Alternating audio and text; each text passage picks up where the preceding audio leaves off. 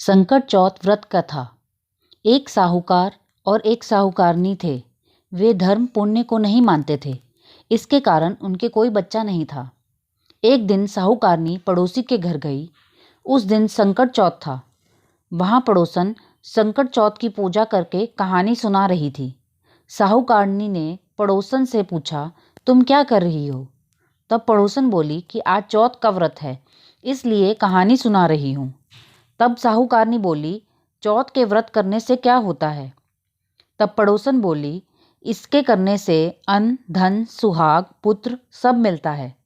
तब साहूकारनी ने कहा, यदि मेरा गर्भ रह जाए तो मैं 1.25 सेर तिलकुट करूंगी और चौथ का व्रत करूंगी। श्री गणेश भगवान की कृपा से साहूकारनी के गर्भ रह गया, तो वह बोली कि मेरा लड़का हो जाए तो मैं 2.5 सेर तिलकुट करूंगी। कुछ दिन बाद उसके लड़का हो गया, तो वह बोली कि हे चौथ भगवान, मेरे बेटे का विवाह हो जाएगा तो 5.25 सेर का तिलकुट करूंगी।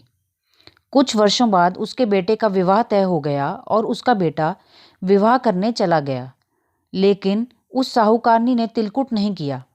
इस कारण से चौथ देव क्रोधित हो गए और उन्होंने फेरों से उसके बेटे को उठाकर पीपल के पेड़ पर बिठा दिया। सभी वर को खोजने लगे पर वो नहीं मिला।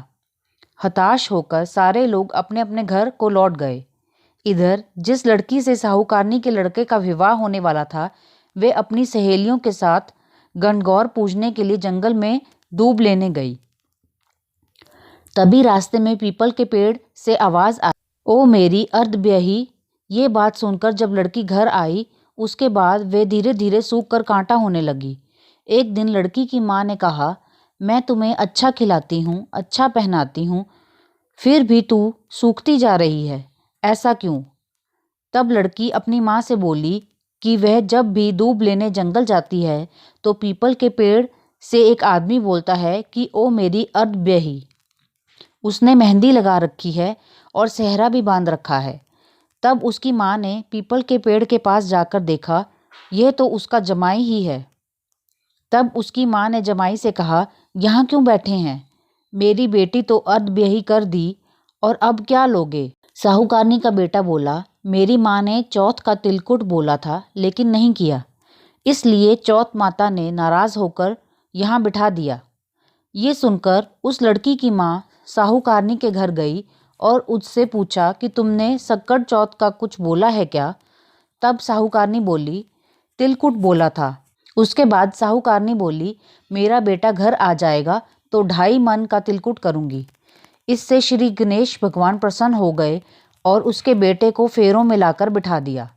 बेटे का विवाह धूमधाम से हो गया। जब साहूकारनी के बेटा एवं बहू घर आ गए, तब साहूकारनी ने 2.5 मन तिलकुट किया और बोली, हे चौथ देव, आपके आशीर्वाद से मेरा बेटा बहू घर आए हैं, जिससे मैं हमेशा तिलकुट करके व्रत करूंगी। इसके बाद सारे नगर वासियों ने तिलकुट के साथ संकट व्रत करना प्रारंभ कर दिया। हे संकट चौथ, जिस तरह साहूकारनी को बेटे बहू से मिलवाया, वैसे ही हम सबको मिलवाना। इस कथा को कहने सुनने वालों का भला करना।